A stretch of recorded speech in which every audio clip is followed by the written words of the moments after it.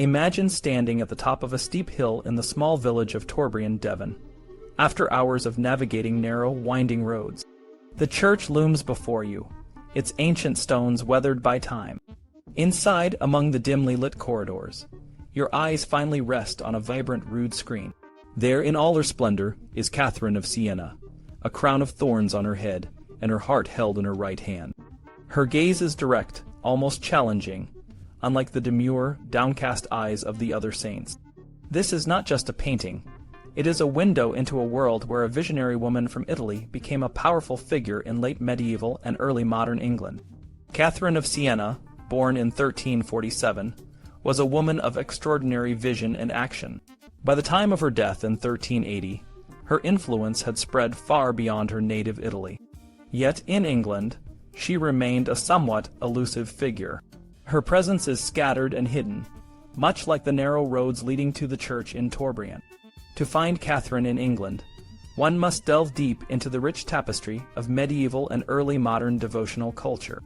Catherine's texts, including her letters, the Dialogo, and her hagiographies, were not as widely known in England as those of her contemporary Bridget of Sweden. Bridget's revelations were more prevalent, appearing in numerous manuscripts and devotional treatises. The Brigittine order, with its prominent house at Siena Abbey, further solidified Bridget's place in English religious life.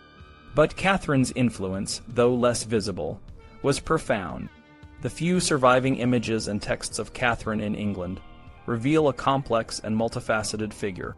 One of the most striking is the rood screen in Torbrion, where Catherine is depicted as a powerful political visionary. Her direct gaze and the symbolic exchange of hearts with God underscore her role as a mediator between the divine and the human.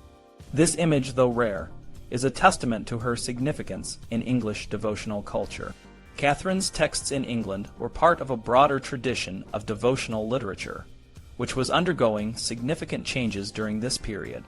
The rise of literacy, the advent of the printing press, and the religious upheavals of the Reformation all influenced how these texts were produced, disseminated, and read. Catherine's works, whether in manuscript form or as early printed books, were adapted and recontextualized for various audiences, from monastic communities to lay readers. One of the most notable adaptations is the English translation of her Dialogo, known as the Orchard of Sion. This translation, made for the nuns at Siena Abbey, presents the text as a spiritual orchard, rich with both sweet fruits and bitter herbs. The prologue guides the reader on how to navigate and digest the content, emphasizing the importance of discernment and counsel. The orchard, like Catherine herself, embodies a blend of orthodoxy and subversion, public and private, and monastic and lay devotion. The presence of Catherine's texts in England challenges the notion that English devotional culture was less vibrant or less open to female mystics than its continental counterparts. While England did not have a robust tradition of women's mystical writing, the few examples, such as Julian of Norwich and Marjorie Kemp, were exceptional. Catherine's texts, however, were integrated into the devotional landscape, appealing to a wide range of readers and adapting to their needs and context. By examining the manuscripts and printed books related to Catherine of Siena, we can uncover the diverse and dynamic nature of late medieval and early modern English devotional culture. The lines between public and private, lay and religious, and orthodox and subversive were not as rigid as they might seem. Catherine's texts serve as a lens through which we can understand the complexities of devotional reading practices and the ways in which they evolved over time. The story of Catherine of Siena in England is one of hidden depths and unexpected connections. It reveals a rich, multifaceted devotional culture that defies simple categorization and challenges our understanding of medieval and early modern religious life. Catherine's presence, though elusive, is a powerful reminder of the enduring influence of visionary women in the devotional landscape of England. Catherine of Siena's life and works were well documented, largely due to her involvement in a highly literate network and her significant political activities. Born in 1347, Catherine experienced a vision from Christ at the age of 6 and vowed her virginity to him. Her sister's death in 1362 marked a turning point, leading her to embrace an ascetic life of devotion. In 1368, she joined the Dominican Mantellati, a group of lay women dedicated to charitable works. This group flourished after her death, largely because of Catherine's influence and the example she set. Catherine's textual legacy began in 1370, coinciding with the start of her letter-writing career. She wrote nearly 400 letters, addressing a wide range of people, from popes and prisoners to queens and prostitutes. These letters reflect her broad social and political connections and her deep learning. Although there is debate about her personal literacy, her letters show a coherent style and repeated phrases, suggesting that she composed them herself, even if she dictated them to scribes. Her famiglia, a group of advisors, scribes, followers, and confessors, played a crucial role in her work. Initially, some of her scribes were women, but over time, male authorities took over the bulk of her writing, a shift that may symbolize how her writings were reshaped and translated for wider dissemination. In 1374, an anonymous author wrote an account of Catherine after meeting her in Florence. This account aligns with Raymond of Capua's later biography of her life, though there are some differences. Raymond became Catherine's confessor in 1374, and shortly after, she received the stigmata, which was visible only to her. This event, like her mystical marriage to Christ, is often depicted in Italian art, but is less prominent in English representations. In 1376, Catherine and her famiglia traveled to Avignon to meet the Pope. This period is well documented in her letters and in the writings of her follower Stephen Macconi, who was part of the Il Processo Castellano, a collection of documents promoting Catherine's cult. Catherine's scribes also recorded her prayers, known as La Orezini, which circulated in both Italian and Latin, but did not spread widely outside Italy. Around 1377, Catherine began dictating her most significant work, Il Dialogo, a visionary text structured as a dialogue between herself and God. It took nearly a year to complete, and is considered one of the great works of medieval mysticism. Catherine referred to it as my book, recognizing its importance. The book was translated into Latin 3 times by her followers, indicating a strong desire to disseminate her words beyond Siena.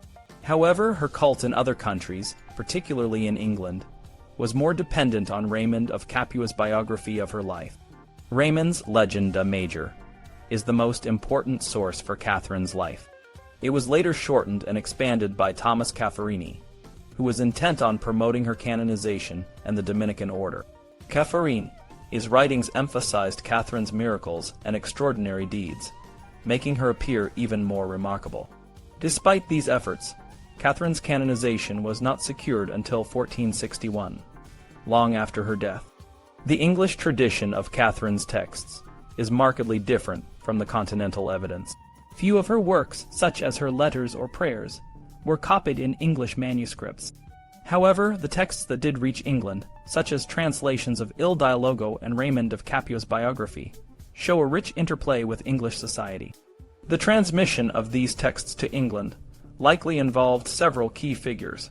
Stephen Macconi, a Carthusian prior general, disseminated texts about Catherine to various communities, including those in England. The Carthusian Charterhouse of Sheen and the Brigittine House, Sion Abbey, were likely routes for these texts. William Fleet, an English Augustinian canon and early follower of Catherine, may have also played a role in transmitting her works, particularly the excerpt known as the Cleanness of Soul. The English tradition of Catherine's texts reflects a fluid and evolving tradition over a long period. Despite the challenges in tracing the exact pathways of these texts, they demonstrate the significant impact Catherine had on English piety and religious life. In late medieval England, the figure of Catherine of Siena left a significant mark, though often in subtle and intricate ways. Her influence can be traced through various forms of evidence, from the personal devotions of aristocratic women to the public displays of faith in churches and religious houses. This chapter explores how Catherine was received and interpreted in England, focusing on the textual and visual representations that survive. Catherine's cult in England is evident in the pious activities of people across the country, from the south in Devon to the north in Edinburgh. These activities include bequests, inscriptions, and religious art, such as illuminations and rood screens. These elements reveal a broad landscape of devotion, extending beyond the literate and religious elite to include merchants and other members of society. For instance, the private devotion to Catherine, as seen in images in books of hours or recitations of her life, shows a personal connection to her that was held by some individuals in medieval English society. One of the most notable examples of this devotion is the life of Cecily of Neville, the mother of Kings Edward IV and Richard III. After Richard's death in 1485, Cecily sought to present herself as a pious and devout woman. An ordinance describing her daily routine provides a vivid picture of her devotion. She would rise at 7, attend morning prayers and Mass, and then retire to her chapel for more devotions.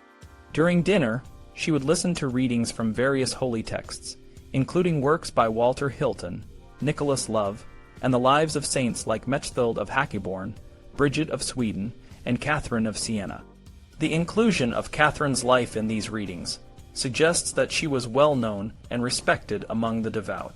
Cecily's will further illustrates her devotion to Catherine. She bequeathed several religious books to her granddaughters, including the Life of Saint Catherine of Siena.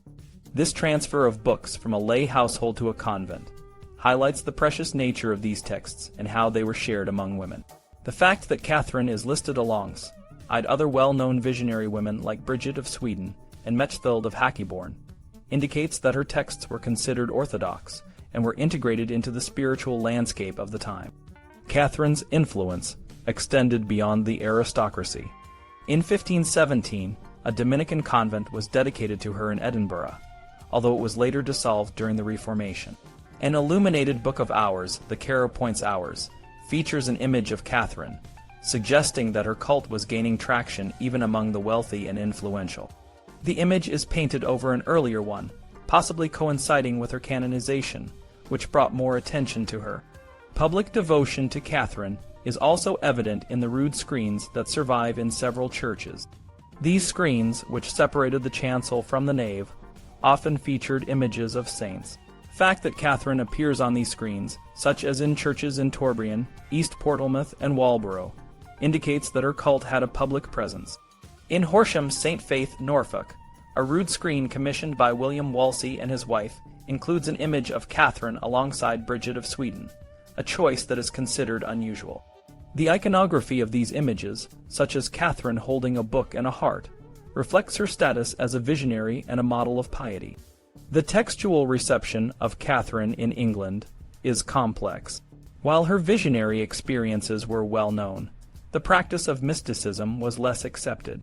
Translators and compilers of her works often emphasized the devotional aspects of her mysticism, while discouraging the practice of visionary activities. This reflects the broader context of medieval English society, where women's public and political roles were often limited. Catherine's life and works were translated into English, making her accessible to a wider audience. The anonymous Middle English translator of Raymond of Capua's Legenda Major highlights Catherine's ability to convey her private inspiration to the public, emphasizing her role as a bridge between the immediate and the oral, the private and the public. This duality is reflected in how she is appropriated by figures like Cecily Neville, who used her life as an instructive text during mealtime readings. Catherine's influence in England is also seen in the way she was received and interpreted. Like Bridget of Sweden, she was hard to define and categorize, making her easy to appropriate for various purposes. Her status as a lay member of a Dominican Third Order offered her a unique freedom of movement and thought, which was not available to English women. Her visionary and public piety stood out in a landscape where such practices were less common. Despite this, her texts were embraced, and her image appeared in various forms of art and literature, leaving a lasting impression on medieval English society. In the heart of medieval England, the spiritual teachings and writings of Catherine of Siena found a unique and varied audience. Catherine, an Italian mystic known for her deep piety and visionary experiences, left a lasting impact on English religious life through the translation and circulation of her texts. These texts, often translated into the vernacular, reached a broader audience, including both religious and lay people, men and women, literate and illiterate. Catherine's texts were not just written works, they were also oral. Her words, originally spoken in Italian, were captured by her followers and then translated into English. This process of translation and dissemination was complex, involving multiple layers of mediation. Catherine's male followers, such as William Fleet and Raymond of Capua, played crucial roles in recording and spreading her teachings. Fleet, an English Augustinian friar, was a close advisor to Catherine and had a significant influence on her spiritual development. He wrote the Remedies Against Temptations, a treatise that often appears alongside Catherine's The Cleanness of Soul in English manuscripts. This text, which was previously thought to be an excerpt from Catherine's Il Dialogo, is actually a translation of Fleet's Documento Spirituale, a record of a vision he witnessed and recorded. The presence of these texts in English manuscripts reveals the intricate ways in which Catherine's teachings were integrated into English devotional culture. The texts were compiled and arranged in ways that often juxtaposed Catherine's words with those of male authorities, creating a dialogue between different voices. For example, The Cleanness of Soul, which emphasizes the importance of spiritual cleanliness and purity, was frequently paired with Fleet's Remedies Against Temptations. This combination not only validated Catherine's teachings, but also aligned them with established male authorities, making them more accessible and acceptable to a wider audience. The translation and compilation of these texts also highlight the tension between scholastic theology and popular lay devotion. Catherine's mystical and visionary experiences, while sometimes viewed with suspicion by scholastic theologians, resonated deeply with the lay people of England. Her texts, which often emphasized personal and emotional experiences of faith, appealed to a devotional culture that valued effective piety. This culture was characterized by a deep emotional connection to Christ and the saints, often expressed through practices like contemplation and meditation. The physical manuscripts themselves provide further insight into how Catherine's texts were received and used. The rubrics, prefaces, and provenance of these manuscripts offer clues about the intended audience and the contexts in which the texts were read. For instance, the letter from Stephen Maconi, the Prior General of the Carthusian Order, which defends Catherine's legacy and provides a personal account of his travels with her, appears in a manuscript alongside accounts of other mystical women from the Low Countries. This collection suggests that Catherine's texts were part of a broader tradition of women's spirituality that was both celebrated and scrutinized in medieval England. The mobility of Catherine's texts is also evident in the various contexts in which they appear. These texts are found in a wide range of manuscripts, from monastic libraries to private collections, indicating that they were widely read and valued. The fact that they often appear in miscellanies, alongside other devotional texts, suggests that they were part of a dynamic and diverse devotional landscape. One of the most fascinating aspects of Catherine's texts is the way they resist the imposition of strict orthodoxies. While her male followers and translators may have tried to fit her words into recognizable theological frameworks, her teachings often defied such categorizations. The orality of her original utterances, captured and translated, retained a sense of immediacy and personal connection that resonated with her audience. This immediacy is particularly evident in The Orchard of Sion, a text that was read aloud as part of the devotions at Sion Abbey, and in The Cleanness of Soul, which was read to Cecily of Neville during her dinner.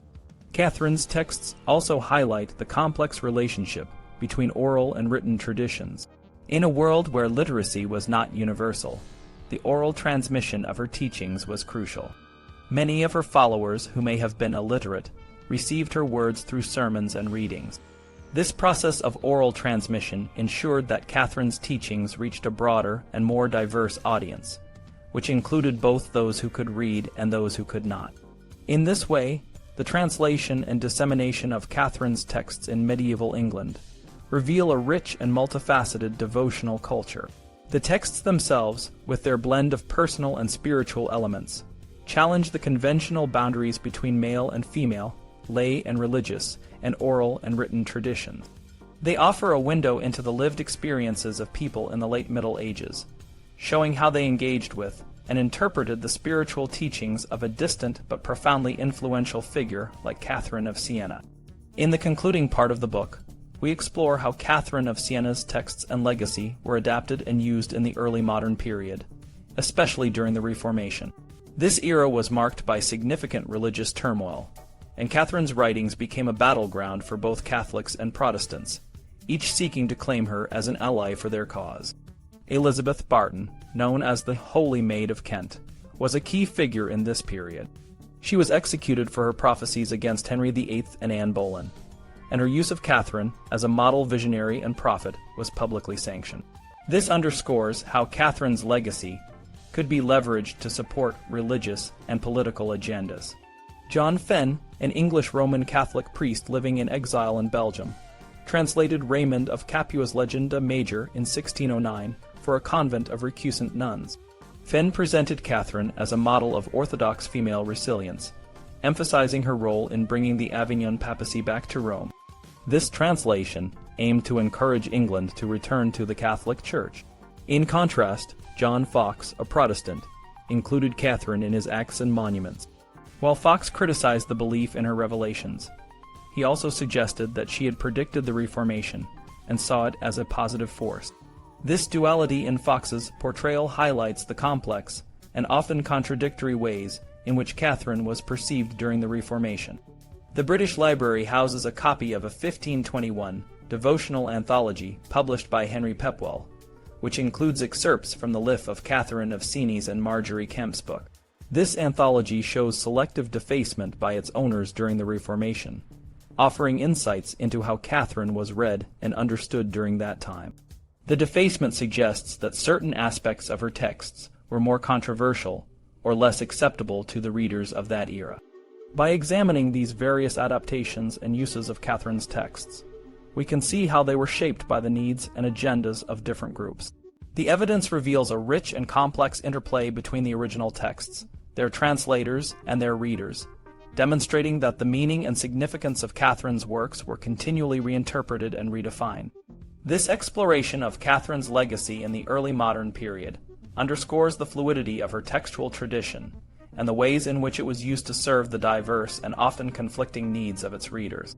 The text and the woman herself were made and remade to fit the devotional moment and context, revealing the dynamic and adaptable nature of her influence on English spirituality.